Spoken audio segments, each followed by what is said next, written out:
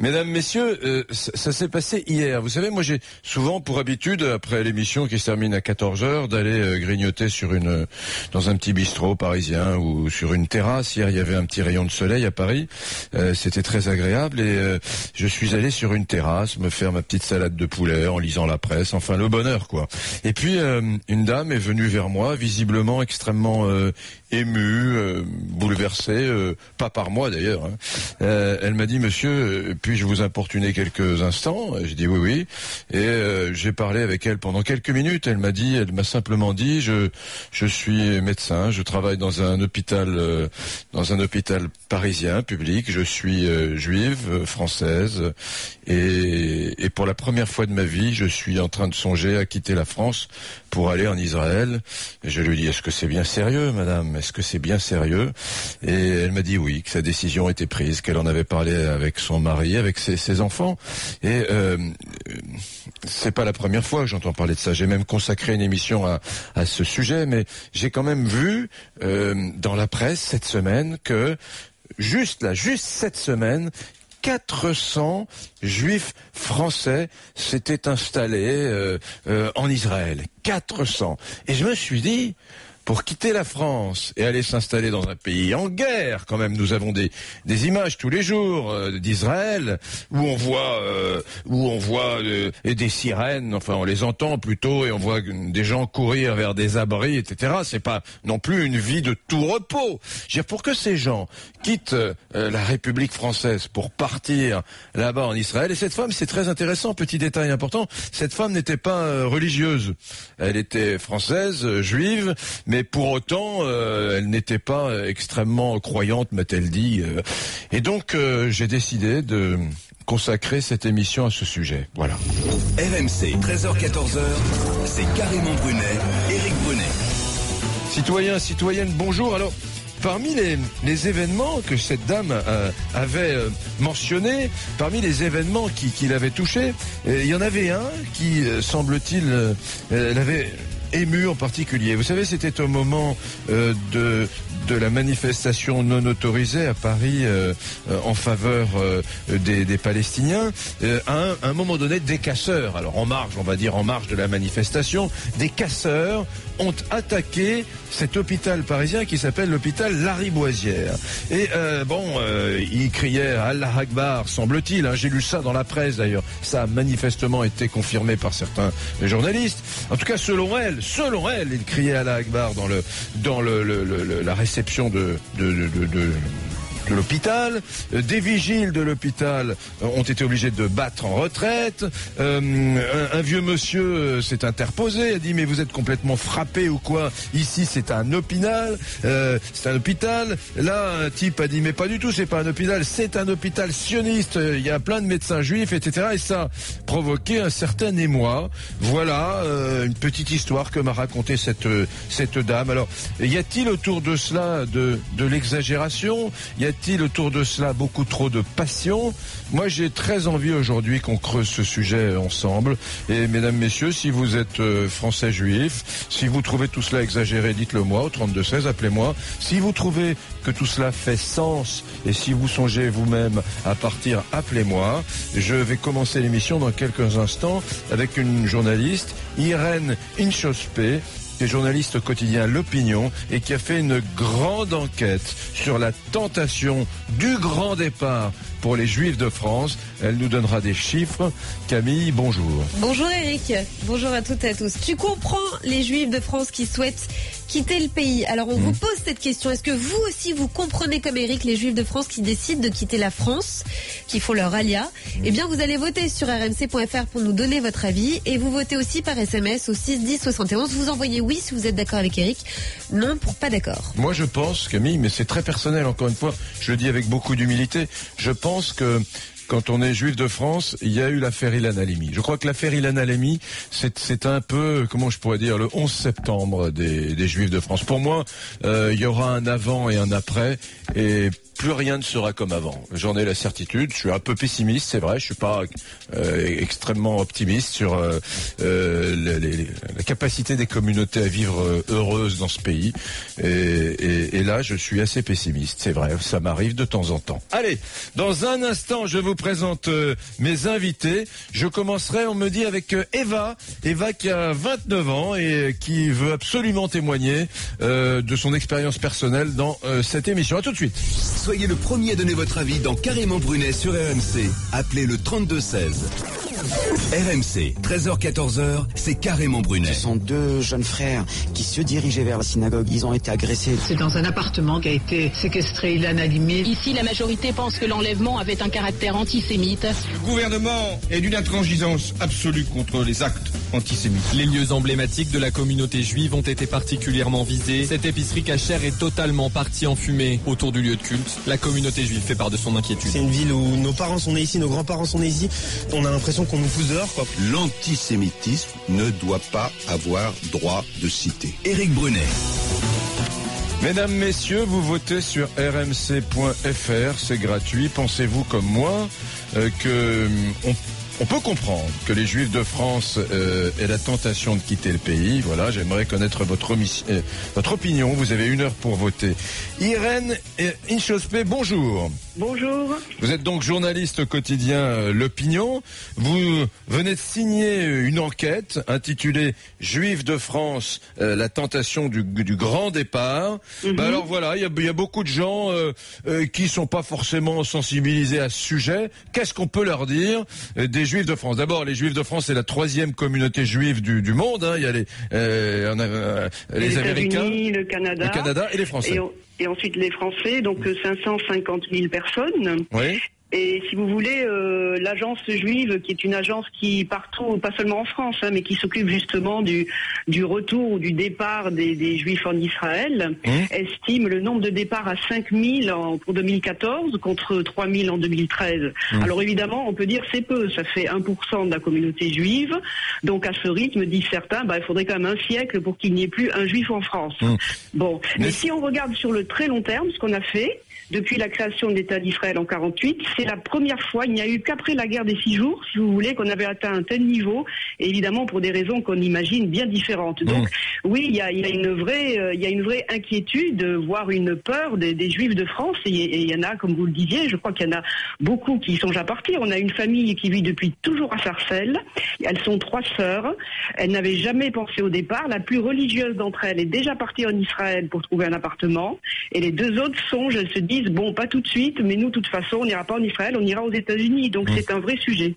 Il y a un truc tout à fait paradoxal, Irène, c'est que voilà donc des Juifs qui font le choix de partir souvent en famille. Ils quittent la France pour aller dans un pays en guerre. On voit des images sur BFM au journal de 20h avec des gens qui arrivent chez eux, qui posent leurs valises. Paf, les sirènes se déclenchent. Il faut aller aux abris. Enfin, c'est quand même curieux de quitter la France pour aller dans un Israël qui est en proie à une guerre. Bien sûr, c'est très curieux. Donc, si vous voulez, ce qu'il y a, c'est que on n'a pas de profil type du candidat à l'ALIA.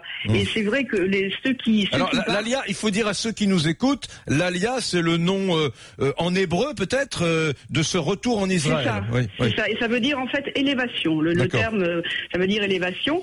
Et en fait, ceux qui partent quand même d'abord, si vous voulez, ce sont les plus religieux. Vous voyez dans notre exemple, ce sont les plus religieux. Alors après, c'est vrai, vous avez des familles qui partent, et il y a aussi, il faut le dire, en plus de l'antisémitisme qui est malheureusement bien réel et qui se banalise, il y a des raisons aussi économiques, c'est-à-dire qu'il y a une crise économique en France, un contexte général qui est quand même très très déprimant, et donc il y a des gens, notamment on a eu l'Union des étudiants juifs de France, qui partent aussi en se disant là-bas on trouvera plus facilement du boulot et tout ça. Donc vous voyez, il y a toutes ces raisons, et puis il y en a beaucoup qui reviennent, si vous voulez. L'Union des étudiants juifs de France nous a dit que au bout de 5 mois, 1 an, il y en avait une grande partie qui revenait.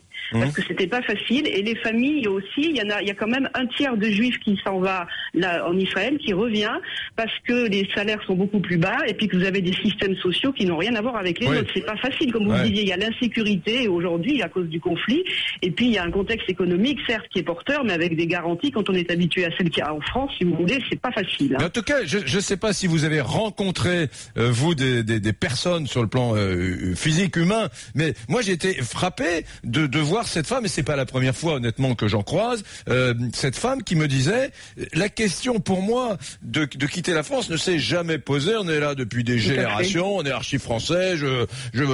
Israël, c'est pas un sujet vraiment qui m'habite. Elle n'était pas tellement religieuse, la dame que j'ai croisée. Elle était médecin, etc. Bon, elle m'a dit moi j'ai des enfants qui sont dans des cursus universitaires, voilà. Et pourtant, on a fait une réunion familiale et on est terrassé par ce qui se passe en ce moment en France, et c'est pour ça qu'on veut partir. Et tant pis si on va dans un pays en guerre comme Israël, ça sera de toute façon moins grave que la peur que nous avons à chaque fois lorsque nos enfants prennent le RER ou le métro ou les transports en commun, etc. Donc elle avait vraiment un sentiment d'insécurité majeur. Oui, on a eu tout à fait ce genre de témoignage, mais c'est vrai qu'il y a eu le meurtre d'Ilan Halimi, puis vous avez eu le massacre de Toulouse par Mohamed Merah, vous avez celui de Bruxelles, et vous avez quand même la banalisation de la parole antisémite par Dieudonné, Soral, qui crée, si vous voulez, un contexte de fond qui est quand même épouvantable, il faut bien le dire. Moi, je me souviens quand j'étais gamin, il y avait eu l'attentat de la rue Copernic, il y avait plein de monde, il y avait des manifestations de soutien, d'émotion. Là, on a l'impression que les Français sont moins après la Belgique, enfin ça s'est passé en Belgique bien sûr, mais il n'y a pas eu de grands mouvements d'opinion en disant oh là là tout ça est épouvantable. On a l'impression que maintenant c'est banalisé la violence à l'endroit des Juifs. C'est banalisé, oui. Enfin, en tout cas que l'opinion publique réagit avec moins de vigueur qu'auparavant. Voilà ce que je voulais dire. C'est vrai. Et puis mais malgré tout, on a un gouvernement, ça les gens nous l'ont dit aussi, si vous voulez, qui est très actif et très courageux, nous disent-ils, en disant l'antisémitisme, il n'en est pas question, mais à la limite, je vous dirais que ça les inquiète encore plus, parce qu'ils se disent, quand il y avait eu en 2002, vous savez, après la première intifada, il y avait eu des premiers incidents antisémites, et Jospin, vous vous rappelez, n'avait pas réagi, on lui avait beaucoup reproché.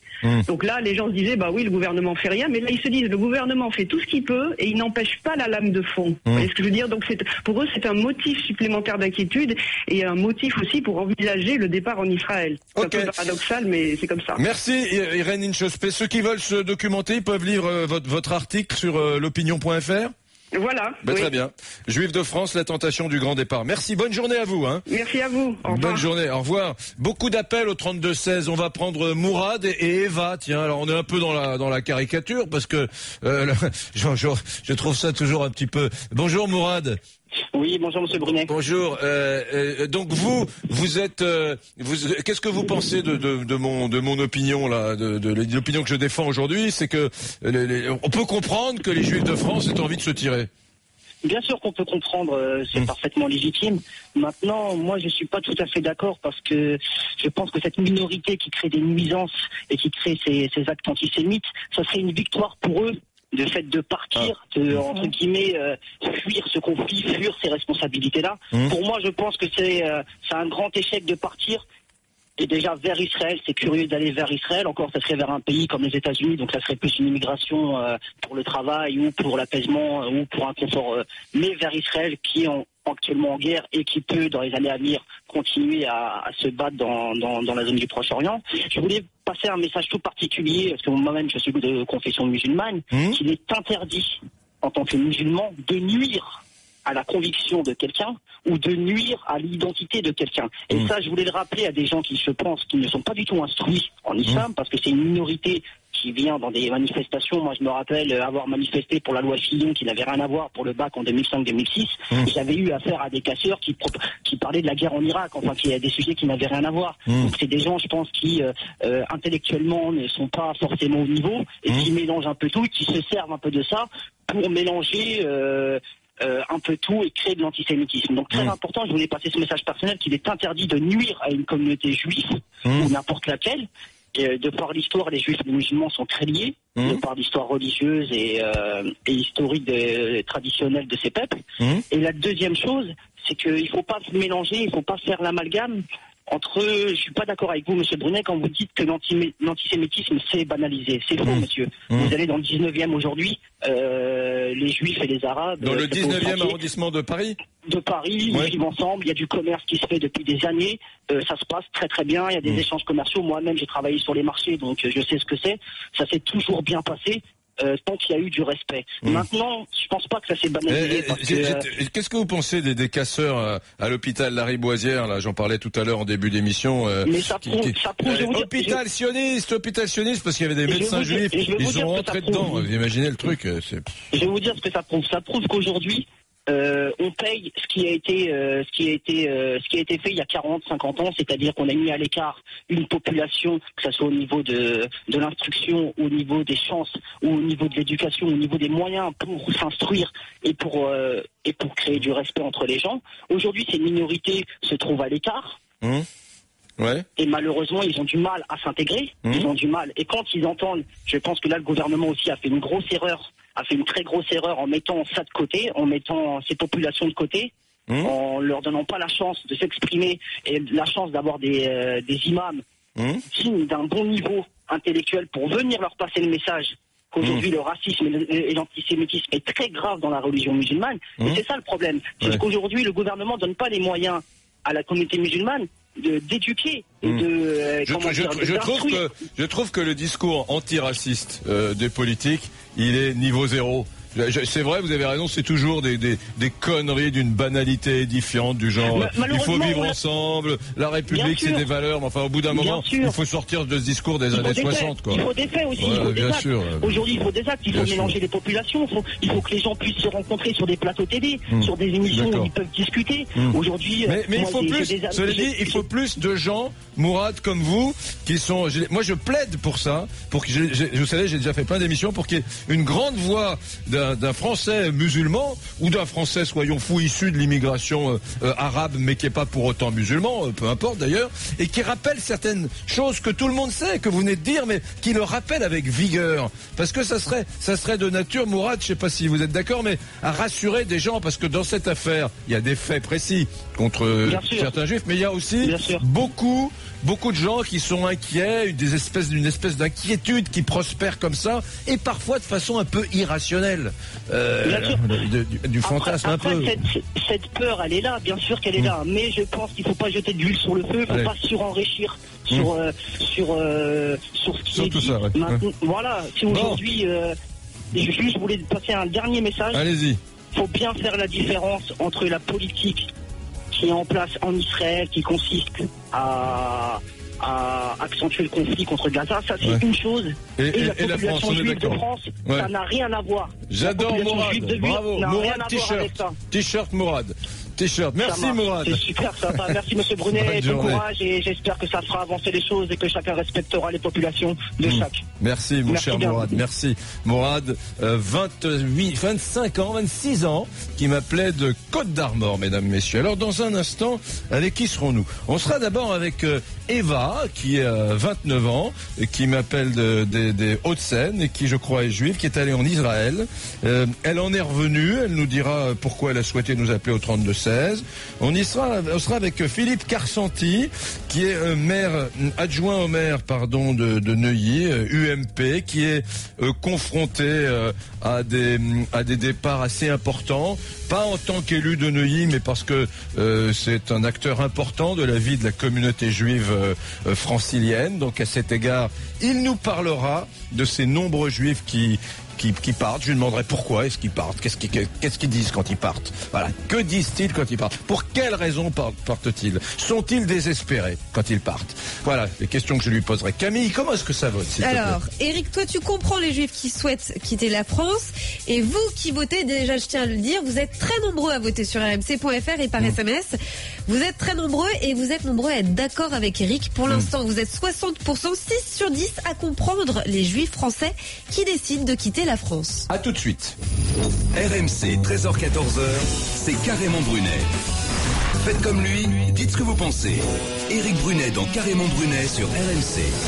Mesdames, messieurs, mobilisez-vous, ça m'intéresse. Allez sur rmc.fr et votez, c'est gratuit. Est-ce que vous comprenez, comme moi, les juifs de France qui sont tentés par l'exil, qui sont tentés par le grand départ. Natacha Polony, vous connaissez Natacha Polony, elle a signé il y a quelques jours, une tribune sur Figaro Vox, sur le site du Figaro, Mort aux Juifs ou la banalité de la haine à Paris. Qu'est-ce qu'elle nous dit ? Eh bien, elle nous dit qu'elle s'inquiète des tensions explosives entre juifs et pro-palestiniens, des tensions qui ont dégénéré vers une espèce d'antisémitisme qui n'est plus latent, mais qui est cette fois-ci bien tangible et violent. Elle a donc noté un certain nombre de choses qui ont été dites, rapportées concrètement dans ces manifs. Il y avait, mais il y avait Hitler n'a pas fini le travail, il y avait mort aux Juifs, et elle a entendu également une altercation qui a été rapportée, mais tu es une sale juive, toi, casse-toi sale juive, ou je vais te crever, voilà, et puis du Israël assassin, mais ça c'est la routine. Mesdames, messieurs, je voudrais qu'on écoute Eva et Philippe Carsanti. Bonjour à tous les deux, et bonjour Eva en premier lieu. Bonjour Eva, vous avez 29 ans, vous faites quoi dans la vie ? J'ai monté une entreprise de secrétariat médical à distance. D'accord. Et Philippe Carsanti, bonjour. Bonjour. Vous êtes maire adjoint de Neuilly-sur-Seine, et surtout je vous ai demandé d'être là parce que vous êtes un personnage important de la communauté juive francilienne et française. On va commencer tout de suite avec Eva. Vous avez 29 ans et donc vous êtes jeune, mais vous avez quand même passé 9 ans de votre vie en Israël, c'est ça Eva ? Tout à fait. J'ai passé 1 an dans le sud, donc là où les roquettes tombent aujourd'hui, et 5 ans à Haïfa dans le nord. Ça fait 6 ans ça. Voilà, c'est ça. Ça fait 6 ans. Et dites-moi, pourquoi est-ce que vous êtes revenu d'abord ? Mais je suis revenue parce que je me suis rendu compte que j'étais partie parce que j'avais 20 ans et que j'avais envie de faire la fête, et que ma famille me manquait et que la France était mon pays. D'accord. Vous comprenez aujourd'hui ceux qui partent, mais pas dans le même état d'esprit que vous, c'est-à-dire ceux qui partent pas pour faire la fête, mais qui partent parce qu'ils sont démoralisés, même désespérés, voire même, d'après ce que j'entends, extrêmement inquiets. Vous pouvez l'entendre, ça ? Oui, je le conçois, étant donné qu'on vit un moment qui est très difficile. On entend des mots qu'on n'a pas entendus depuis 42 en France, que je ne pensais pas entendre un jour. Et on essaie de trouver une solution. Maintenant, est-ce que la solution est réellement de partir ? Ça, je ne suis pas certaine. Personnellement, mon arrière-grand-père, quand il est revenu d'Auschwitz, a décidé de venir en France. Et je pense qu'on doit continuer à se battre pour la liberté dans notre pays et pour avoir le droit de vivre comme tous les citoyens en France. Philippe Carsanti, bonjour. Rebonjour. Bonjour. Philippe Carsanti, en tant qu'élu, est-ce que vous êtes confronté à des citoyens, à des administrés, comme on dit, qui vous disent « c'est fini, je m'en vais » ? De plus en plus de gens. Je pense que chaque jour, chaque semaine, je rencontre des gens qui me disent que la situation devient insupportable. Alors, vous savez, quand on vit à Neuilly, on ne subit pas les comportements violents et désagréables qu'ils ont pu subir à Sarcelles. C'est vrai, on est protégé, mais en revanche, on est victime de ce que j'appellerais un pogrom médiatique, c'est-à-dire que les Juifs qui vivent en France allument la radio, pas quand on vous écoute vous, mais allument souvent la radio, allument la télévision, allument et lisent les journaux, et c'est en permanence une diabolisation extrême de l'État d'Israël. Et donc le résultat, c'est qu'on se sent en insécurité. Vous savez, les gens qui vont manifester et hurler leur haine dans la rue, ça ne vient pas de nulle part, ça vient de l'endoctrinement, ça vient de tout ce qu'ils ont pu entendre depuis des années dans les médias, et là ça devient complètement fou, c'est-à-dire que la réalité est inversée, l'agresseur est présenté comme une victime, c'est-à-dire que le Hamas, qui vraiment est un groupe terroriste reconnu dans le monde entier comme tel, est aujourd'hui présenté dans les médias français comme une victime. C'est ça qui est complètement fou. Donc vous pensez quand même que la situation actuelle, elle est héritée directement d'un phénomène de transposition, quoi. On transpose ce qui se passe au Moyen-Orient, Israël, Palestine, Gaza, Tsahal, on transpose, on fout ça au cœur de la République, et aujourd'hui c'est tout simplement les pro-israéliens et les pro-palestiniens à Paris et dans les grandes capitales françaises qui se foutent sur la gueule de façon quasiment mécanique. Ah non, pas du tout. Je crois qu'on est dans une situation où ce que vous appelez les pro-israéliens vivent normalement leur vie, en Europe, et se font agresser et mettre en danger par ce que vous appelez vous les pro-palestiniens, qui ne sont pas des pro-palestiniens mais des Hamas. Il faut rappeler, c'est un groupe terroriste qui prône l'éradication des juifs et des chrétiens au Moyen-Orient et ailleurs. Donc faut comprendre qu'on a des gens qui défendent une idéologie qui est proche de l'idéologie d'Hitler, des frères musulmans, ceux qui ont fait soi-disant le printemps arabe et qui ont été balayés partout. Ceux qui étaient les manifestations pro-palestiniennes, c'était des manifestations pro-Hamas, ce qui s'est ou c'était mais bien sûr, puisque vous avez des gens qui se promènent avec des roquettes en carton, pensant que c'est une bonne chose. Israël aujourd'hui est dans une situation de défense, fait en sorte de faire le moins de victimes civiles possible. Vous savez, regardez, Israël a reçu, on va dire, peut-être 3000 roquettes depuis 3 semaines. 3000 roquettes depuis 3 semaines. Si chacune de ces roquettes avait tué une seule personne, alors que le but affiché de ces gens-là est de tuer le maximum de civils, on serait à plus de 3000 morts. Israël a bombardé Gaza fortement les cibles. Il y a plus de 700 morts. Philippe Carsanti, 700 morts. Si Israël, vous savez, l'intérêt d'Israël n'est en aucun cas de faire des victimes civiles. En 3 semaines de bombardement, si Israël avait voulu faire des victimes civiles, on ne serait pas à 700 morts, on ne serait pas à 7000 morts, on serait à 70 000 ou à 200 000 morts comme en Syrie. Donc ce que je veux vous dire simplement, aujourd'hui, la seule personne qui ont intérêt à ce qu'il y ait des victimes civiles, c'est le Hamas. Israël fait tout pour protéger ses civils, et le Hamas fait tout pour mettre ses civils en danger, pour qu'il y ait de plus en plus de morts civiles affichées dans les médias occidentaux, pour renverser la balance médiatique. Comment expliquer, Philippe Carsanti, que ce que vous êtes en train de nous expliquer, votre regard sur le conflit là-bas, comment expliquer dans ce contexte que des Juifs français, vous en connaissez, vous, parmi les populations de vos administrés, que des Français juifs aient décidé d'aller vivre en Israël? J'ai vu ce week-end un reportage sur France 2, je crois que c'était dans le journal de Laurent Delahousse. J'ai vu des gens qui avaient fait leur alia, c'est-à-dire des Juifs français qui ont fait leur grand retour en Israël, qui posent les valises, ils arrivent et ils sont accueillis à l'aéroport, ils arrivent dans la maison qu'ils vont habiter dans le sud, et au moment où ils posent les valises, en direct, là, il y a la sirène qui retentit et ils doivent aller aux abris parce qu'il y a un bombardement. Comment expliquer qu'on se sente plus en sécurité aujourd'hui en Israël que chez vous à Neuilly, ou bien qu'à Vesoul, à Guéret, à Lille ou à Toulouse?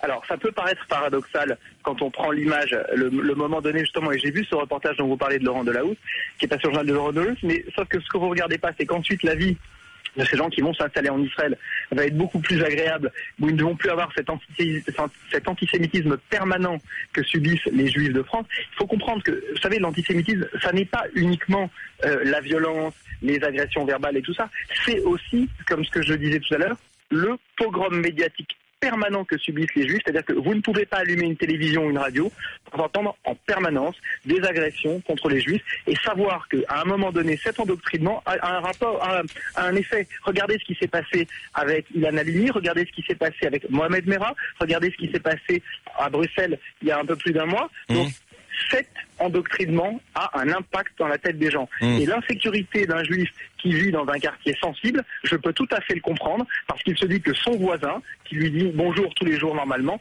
peut-être qu'un jour, cet endoctrinement va le conduire à faire des choses irréparables. Moi, ce que je vois à Neuilly, je vais vous dire exactement ce que je vois à Neuilly, c'est que les gens ne partent pas tous, mais certains partent en Israël, certains partent aux États-Unis. J'ai un ami avec qui j'ai dîné hier qui me disait qu'il partait à Los Angeles.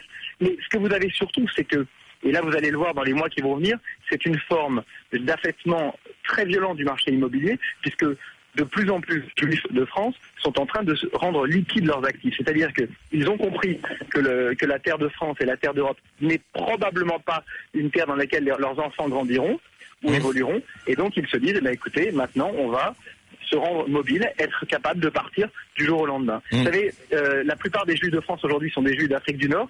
Pour certains qui ont dû quitter l'Algérie en prenant le bateau la nuit ou un matin après avoir vu un oncle se faire égorger ou un oncle se faire ou un membre de sa famille se faire attaquer.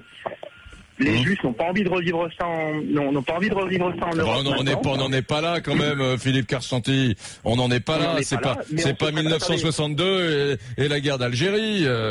Écoutez, moi je peux vous dire une chose. J'ai posé la question à mon père qui a quitté le Maroc en 1965, d'accord, bien après l'indépendance du Maroc, et il m'a dit que quand il était au Maroc, il n'est pas parti parce quand il était au Maroc, il n'a jamais entendu ces cris de mort aux Juifs et ces cris de violence. Oui, il y a encore beaucoup il y a encore des Juifs qui vivent au Maroc dans une paix relative quand même en 2014.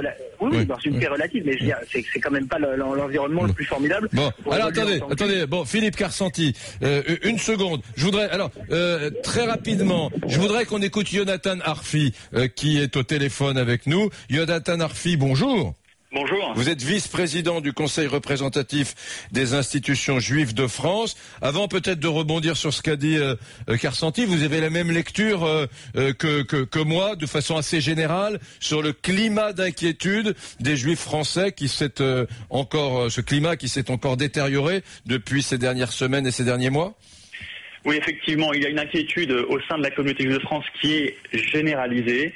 Cette inquiétude, elle est légitime. Elle relève évidemment d'un climat très particulier de ces 10 derniers jours et notamment des 8 attaques de synagogues que nous avons connues au cours des 2 derniers week-ends au total. Mais au-delà de l'épisode des 10 derniers jours, c'est un climat qui remonte à beaucoup plus loin, puisqu'on est maintenant, depuis 14 ans, depuis 2000 et le début de la seconde intifada, dans une période en France marquée par une hausse très importante des actes antisémites.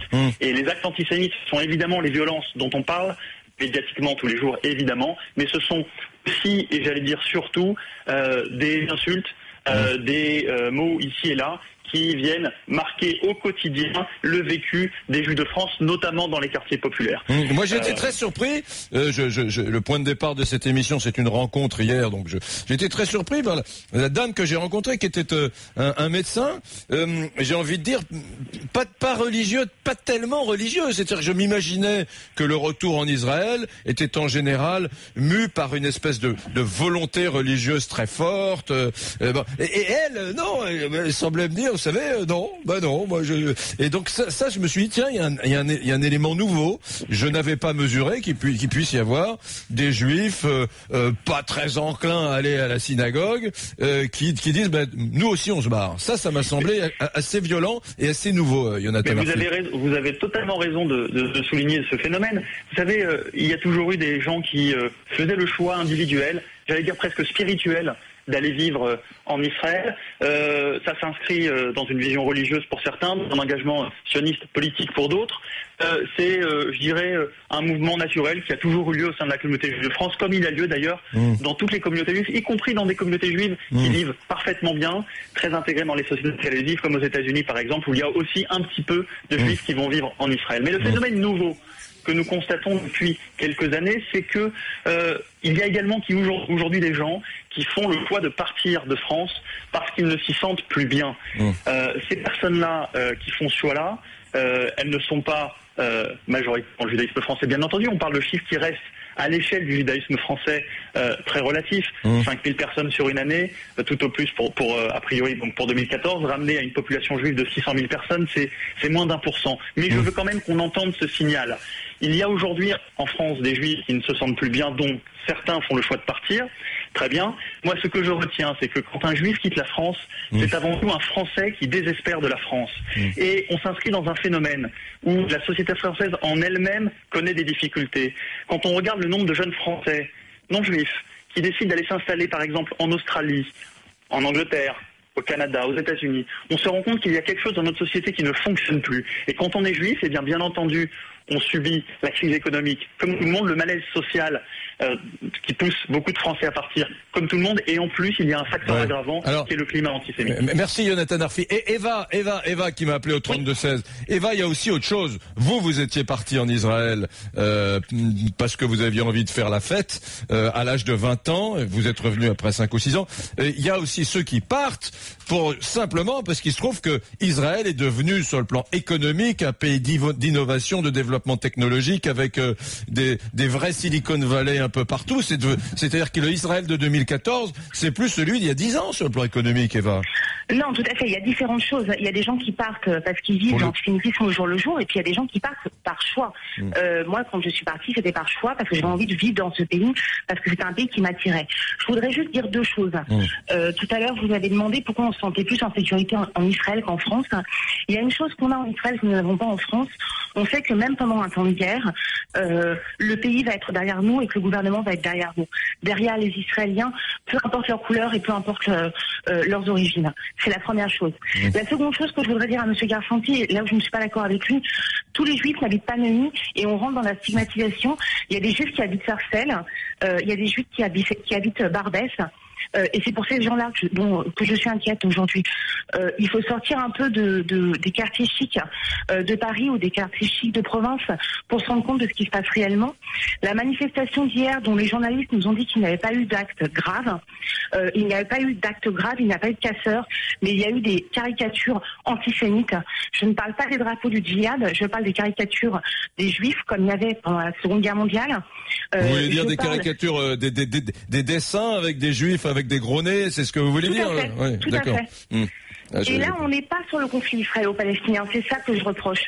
Je suis d'accord avec lui sur sa vision du conflit israélo-palestinien parce que c'est un pays que je connais et que je soutiens évidemment. Mais ce qui m'inquiète aujourd'hui, c'est que on est au-delà du soutien des Palestiniens, on est réellement dans l'antisémitisme. Et je pense qu'il va falloir très vite qu'on réagisse tous. Pas que les Juifs, les Français aussi, parce que ça commence comme ça, mais ça va s'arrêter où? Merci beaucoup Eva. Merci de ce témoignage. Je vous souhaite une bonne journée. Je rappelle que vous m'avez appelé des Hauts-de-Seine. Vous avez 29 ans et vous aviez fait le 32-16 pour intervenir dans l'émission. Merci à vous.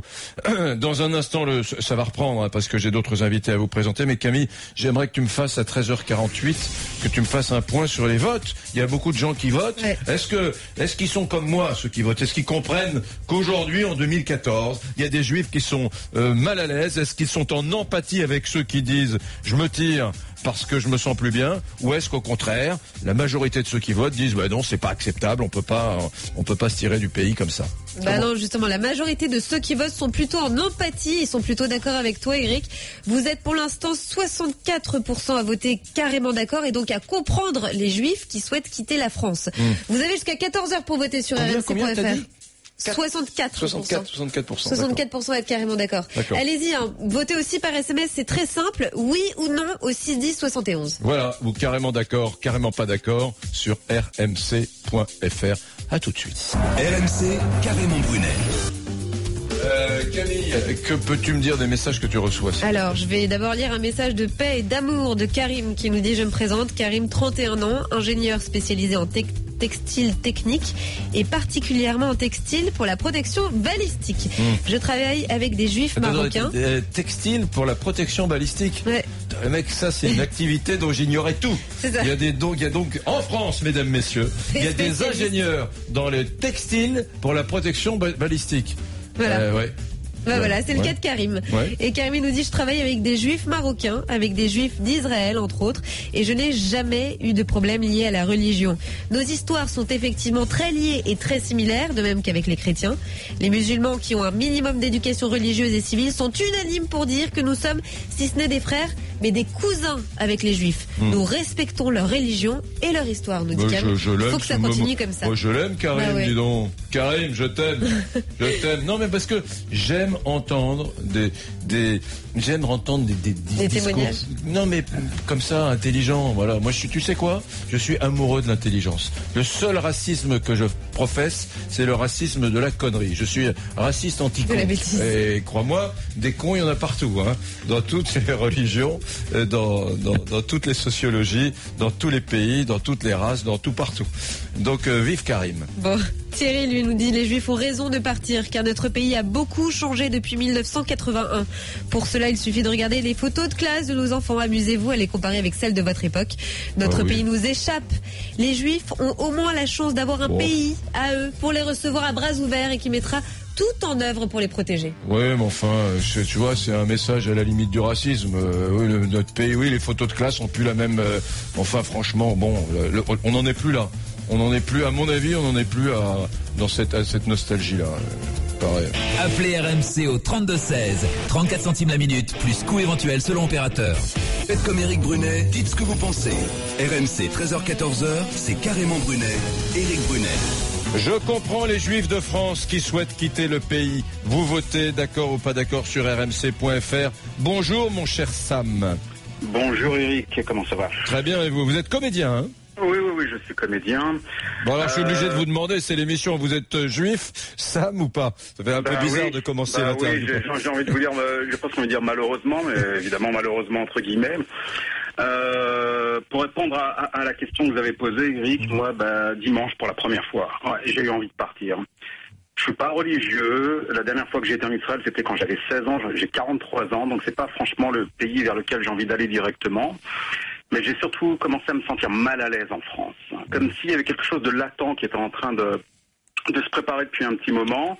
Et les dernières choses qui sont passées avec le comique, là, D, je pense que c'est toujours un cran, une étape qui est dépassée. Il y a comme s'il y avait toujours quelque chose de plus qui venait se rajouter. Oui, il y a un step, on franchit un step, et après on sera une marche au-dessus dans l'escalier, quoi. Chaque fois, il va y avoir un truc en plus qui va se rajouter, et il suffit qu'il y ait un problème d'un point de vue systémique dans le monde, et qui effectivement crée une crise qui peut-être peut faire paniquer les gens aussi. Il y a des réflexes qui, à mon avis, dans l'inconscient collectif, peuvent, se réveiller, se manifester. Et j'ai l'impression que certaines choses pourraient être d'une forme différente. Si c'était le Troisième Reich avant, peut-être que ça sera un islamisme fasciste qui pourrait. Pas sûr. Certains le redoutent, mais pas sûr. Vous avez entendu les témoignages de Karim tout à l'heure, etc. C'était manifestement. Oui, également, la majorité silencieuse. À un moment donné, elle en a peut-être marre d'être silencieuse, et peut-être qu'à un moment donné, elle parlera fort. Cher Eric, vous pensez que ça arrêterait un mec comme Mohamed Merah? Non. Pas du tout. Non, mais Mohamed Merah, des gens comme ceux qui ont, kidnappé Ilan Halimi. Non, mais ça, est-ce qu'on peut par empathie imaginer? Non, mais attendez, ça, c'est des abrutis incultes qui sont pas la majorité silencieuse. Oui, mais c'est eux qui feront des dégâts, Eric. Oui, mais eux feront des dégâts, mais ce seront des abrutis incultes qui seront dénigrés par les autres, et à partir du moment où il y a une immense majorité de gens, de Français qui dénigrent ça, je veux dire, on est sauvés. Eric, je suis pas aussi optimiste que vous. J'ai envie de vous proposer quelque chose. Vous avez des enfants? Oui. Mettez-leur une kippa sur la tête juste pour quelques jours.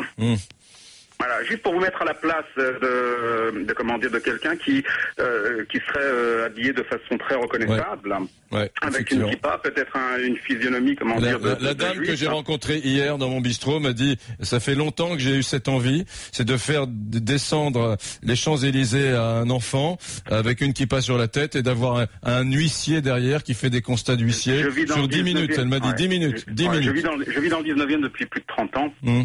J'ai vu beaucoup de choses, j'ai vécu avec beaucoup de communautés, mais il y a des choses qui ont changé. Moi, depuis l'âge de 7 ans, j'entends sale juif, Hitler n'a pas fini son travail, etc. J'ai 43 ans depuis l'âge de 7 ans, et j'ai même fait un peu d'humour juif il n'y a pas longtemps sur un réseau social. J'ai dit je serais peut-être plus en sécurité en Allemagne aujourd'hui qu'en France. Mais c'est pas impossible.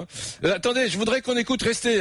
Sam, je voudrais qu'on écoute Avi Zana qui est à Jérusalem. Cher Avi, bonjour. Bonjour, Shalom de Jérusalem. Shalom de Jérusalem. Vous êtes directeur de l'association Ami Alia et meilleure intégration. C'est-à-dire que vous êtes l'Alia, je le rappelle à ceux qui savent pas ce que c'est le retour des Juifs français en Israël. Des Juifs de façon générale. Oui, des Juifs d'une manière générale. Et alors vous vous occupez de la logistique. Vous faites en sorte que les choses sur le plan logistique se passent bien, qu'il y ait un accueil et que ça se passe bien. Voilà, il y a une vraie volonté de départ, vous en avez sûrement parlé dans votre émission, une vraie volonté de départ de plus en plus importante d'une partie de la communauté. Et c'est important que ce départ se fasse dans les meilleures conditions. On essaie de faire en sorte que les gens ne fuient rien, mais que les gens partent de façon organisée, puissent être accueillis en Israël dans les meilleures conditions, puisqu'Israël s'est donné dans sa constitution morale, j'allais dire, d'être une terre d'accueil pour tous les Juifs du monde qui désirent y rentrer. C'est vrai que malheureusement, quand en plus la situation sécuritaire, en dehors des valeurs positives qui poussent une partie des gens des différentes communautés juives du monde et de celle de France en particulier à vouloir vivre dans ce pays, malgré la situation sécuritaire aussi un peu difficile que nous connaissons, il y a besoin d'encadrer ces familles parce qu'un changement, ce n'est jamais quelque chose de facile, un changement de langue, de culture.